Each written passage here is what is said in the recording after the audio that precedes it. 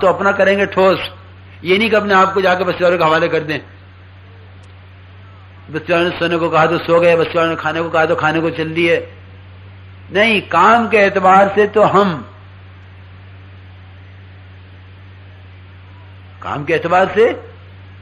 ہم بستی والوں سے رائے لیں گے، لیکن اپنا کھانے پینے کے نظم کے اعتبار سے ہم تقاضے دیکھیں گے کہ بستی والے کھانے کو لے گئے، بستی والے گھمانے کو لے گئے، اور بستی والے ملوانے کو لے گئے کہ جی بستی والوں کی جس طرح کہیں گے کر لیں گے، تو ہمارا کام نہیں ہوگا. کام کے تقاضوں پہ تو ہمیں خود جمنا ہے، لیکن کام وہاں کس طرح ہو اور بستی والوں سے کب کس وقت ملاقات کس سے ہو وہ مقامی حضرات سے پوچھیں گے. تو یوں مشورہ کر کے اپنے صبح سے شام تک کے اعمال ہم طے کر لیں کہ بھائی تعلیم کا وقت بھی طے کرو کہ بھائی زیادہ سے زیادہ کس وقت لوگ تعلیم میں جڑیں گے، تعلیم میں زیادہ سے زیادہ لوگ کس وقت جڑیں گے، یہ تعلیم کرانے والا بھی طے کر لو.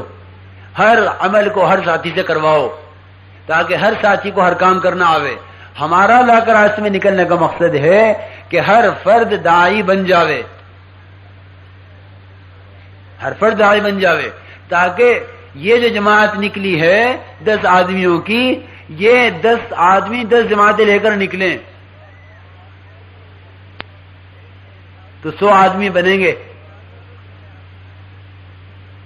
یہ نہیں کہ جماعت کے امیر صاحب نے طے کر لیا کہ میں ہی اعلان کروں گا، میں ہی تقریر کر لوں گا، میں ہی 6 نمبر بیان کر لوں گا، میں ہی گشت کرا دوں گا، میں ہی متکلم ہو جاؤں گا اور میں ہی آداب گشت بیان کر دوں گا اور سارے کام میں ہی کر لوں گا. یہ سارے یہ کہیں گے ہم تو سیکھنے کے لیے نکلے، ہمیں تو کچھ آتا ہی نہیں. جب تک کریں گے نہیں کرنا نہیں آئے گا. اس لیے ہر ساتھی سے کام کرایا جاوے، ہر کام کرایا جاوے.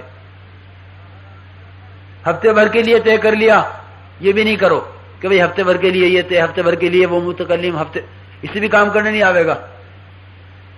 ہر ساتھی سے ہر کام روزانہ کرواؤ تاکہ ہر ساتھی میں استعداد برابر کی پیدا ہو. تو یوں انشاءاللہ جب کام کریں گے تو کام کرنا آئے گا. ہمارے کام کے اندر سب سے اہم چیز جو تمام انبیاء علیہ السلام کی سنت رہی ہے وہ گشت ہے.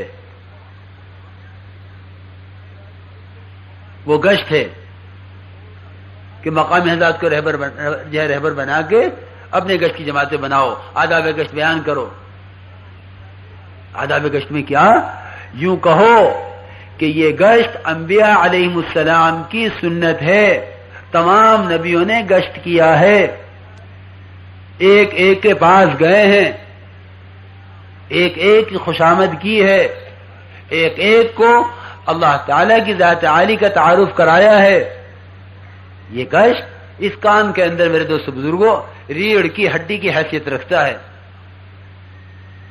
آپ نے دیکھا کتنا نوجوان مضبوط آدمی ہو، تندرست توانا، ریڑھ کی ہڈی میں ذرا سا فرق آ جاوے،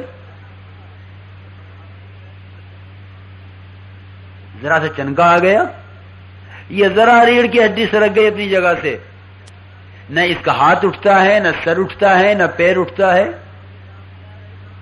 یہ بیٹھ نہیں سکتا. یہ جو پورا بدن قائم ہے یہ ریڑھ کی ہڈی پر ہے کہ ہر چیز حرکت کر رہی ہے. تو ہماری تعلیم، ہمارا مشورہ، ہمارے اعمال، ہماری نمازیں، ہمارے تہجد، ہماری تلاوت، ہماری دعوت، ہماری خدمت، ہمارا ذکر، ہماری تسبیح، ہمارے جو کچھ اعمال اللہ کے راستے میں نکل کے کرنے کے ہوں گے ان سب کا مدار گشت پر ہوگا. اگر گشت صحیح نہ ہوا تو کوئی کام صحیح نہیں ہوگا. یقین کی تبدیلی کا تعلق بھی گشت سے ہوگا. یقین کی تبدیلی کا تعلق گشت سے ہوگا کہ اگر گشت نہ بنا تو کچھ نہیں بنے گا. مولانا یوسف صاحب رحمۃ اللہ علیہ یہ فرماتے تھے اگر گشت نہ بنا اور گشت قبول نہ ہوا، گشت نہ قبول ہوا تو دعوت قبول نہیں ہوگی، اور دعوت قبول نہیں ہوئی تو دعا قبول نہیں ہوگی، اور دعا قبول نہیں ہوئی تو ہدایت نہیں ہوگی. گشت قبول ہوگا تو دعوت قبول ہوگی، دعوت قبول ہوگی تو دعا قبول ہوگی، دعا قبول ہوگی تو ہدایت ہوگی. اہدنا الصراط المستقیم قرآن کی سب سے پہلی دعا ہے، سب سے پہلی وہ دعا ہے جس دعا کا ہر ایک کے ذمہ مانگنا ضروری ہے.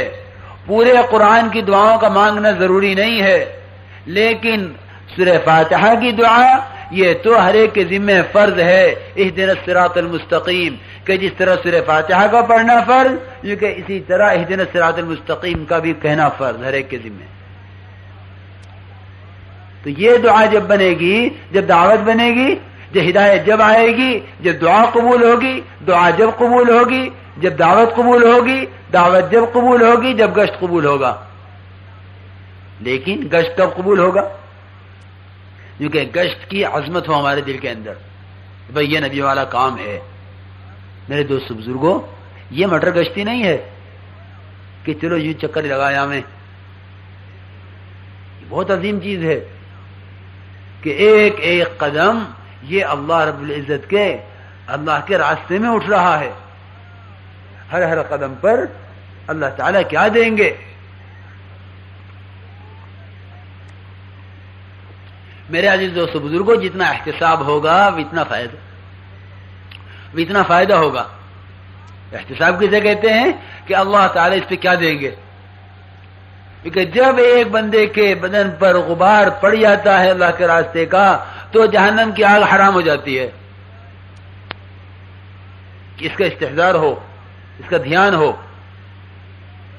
یہ نہیں کہ دیکھو غبار آئے ادھر کو نکل لیے اور دیکھو غبار آئے ادھر کو نکل لیے، نہیں، ہمیں تو جہاں گشت کرنا ہے وہاں کرنا ہے۔ اللہ کے راستے کی تکلیفیں، اللہ کے راستے کی گرمی، اللہ کے راستے کی سردی، اللہ کے راستے کی پیاس، اللہ کے راستے کی بھوک، میرے دوستو بزرگوں، یہ مجاہدہ بنے گا۔ اور اللہ تعالیٰ نے اپنے دین کی محنت پر، مجاہدے پر جتنی تاکید سے ہدایت کے دینے کا وعدہ کیا ہے، پورے قرآن میں کسی عمل پر اتنی تاکید سے ہدایت کے دینے کا کہیں وعدہ نہیں ہے جتنا اپنے راستے کی مشقت پر ہے۔ اس لیے اللہ کے راستے کی ایک ایک تکلیف پر احتساب کرو، شکایت نہ کریو کہ وہاں مچھر تھے، وہاں گویا ہم دولہا بن کے گئے تھے۔ ارے اللہ کے راستے میں نکلا ہوا ہے، یہ سسرال جا رہا ہے کہ روٹی ایسی اور کھانا ایسا اور علاقہ ایسا اور مچھر ایسے اور گرمی ایسی اور سردی ایسی، نہیں، نبیوں والا کام ہے۔ ادھی علاقے والے ہنس رہے ہیں، یہ علاقے والے سن نہیں رہے ہیں، یہ علاقے والے فقرے کس رہے ہیں، یہ علاقے والے نکال رہے ہیں، یہ تو نبیوں والا کام ہے۔ اگر یہ کام نبیوں والا کام سمجھا ہے تو وہ سب ہوگا جو نبیوں کے ساتھ ہوا ہے۔ وما ارسلنا ما یاتیہم من رسول الا کانوا بہ یستہزئون، کہ جو نبی بھیجا گیا ہے اس کے ساتھ استہزاء ہوا ہے، اس کا مذاق اڑایا گیا ہے۔ لیکن نبی جو تکلیفیں اٹھاتا ہے اور جو برداشت کرتا ہے، وہ مدعو کی اور دوسروں کے لوگوں کی ہدایت کا سبب بنا کرتا ہے۔ اس لیے اللہ کی شان، جس نے جتنا ستایا اس نے اتنا ہی کام کیا۔ جتنے عزائم اور ارادے حضرت عمر رضی اللہ تعالی نے کیے جناب رسول اللہ صلی اللہ علیہ وسلم کے قتل کے، اور جتنی عزم کے ساتھ چلے کہ آج میں مسئلہ نمٹا آتا ہوں، آج جھگڑا ختم کر دوں گا، کہ اللہ نے اس ساری ضد کو استقامت میں تبدیل کر دیا۔ کہیں پر؟ نبی کے تحمل پر، کہ صبر کرو۔ تو داعی جب صبر کرتا ہے تو اس کا تحمل وہ مدعو کی ہدایت کا سبب بنا کرتا ہے۔ یہ نہیں کہ جو ہماری بات سنے گا وہ جو ہماری بات سنے گا اس کو سنائیں گے، کہ نہیں، جو سنا اسے کیا سنانا ہے، جو نہیں سن رہا اس کو سنانا ہے۔ لو کان بعدی نبی لکان عمر، کیونکہ ایسی استعداد آئی کہ میرے بعد نبی ہوتے تو عمر ہوتے۔ میرے بعد اگر نبوت کا دروازہ کھلا ہوا ہوتا تو عمر میں نبوت کی استعداد ہے، ایسا آدمی بنایا۔ تو میرے دوستو بزرگوں، جو تکلیف اللہ کے راستے میں آویں ان کو برداشت کرنا ہے، یہ سمجھ کر کہ یہ نبی کی آپ نے اس طرح برداشت کی ہے۔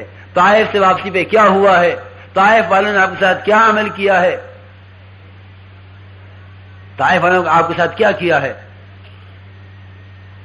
یعنی ایک ایک غزوے میں، ایک ایک سفر میں اور حضر میں آپ کو کیا کیا تکلیفیں پہنچائی گئیں، اور صحابہ کرام نے کیا کیا تکلیفیں برداشت کی ہیں۔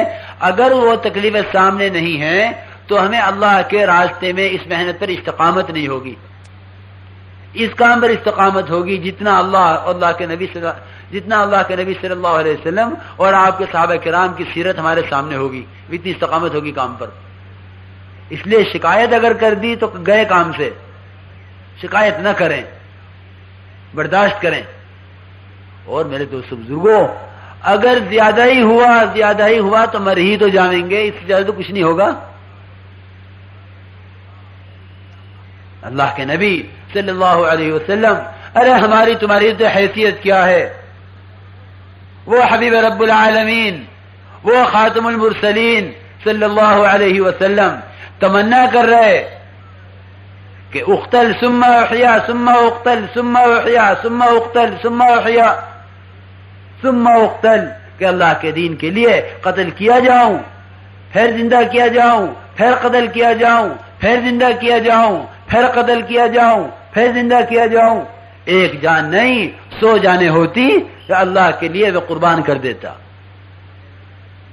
ہمیں کیا حق یہ کہنے کا کہ کہیں میں ضائع نہ ہو جاؤں.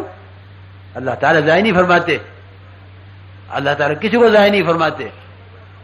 ان اللہ لا یضیع اجر المحسنین, اللہ تعالیٰ صحیح محنت کرنے والوں کے اجر کو ضائع نہیں کرتے. اس لیے اللہ کے راستے کی ایک تکلیف پر صبر کریں گے, تحمل کریں گے, تو اللہ تعالیٰ اس صبر و تحمل کو دوسروں کی ہدایت کا ذریعہ بناوے گا اور اپنے اندر ایمان و یقین کے اترنے کا سبب بناوے گا. تو گشت کی بہت اہمیت ہے. ہم گشتوں میں نکلیں, گشت کرنے کے لیے متکلم طے کر لیں. جب تک متکلم اور ایک دو ساتھی ہم مسجد میں جو ہے دعا اور ذکر کے لیے بٹھائیں گے, اور ہمارے ساتھی گشت کے لیے نکلے ہیں, ایک متکلم طے کر لو.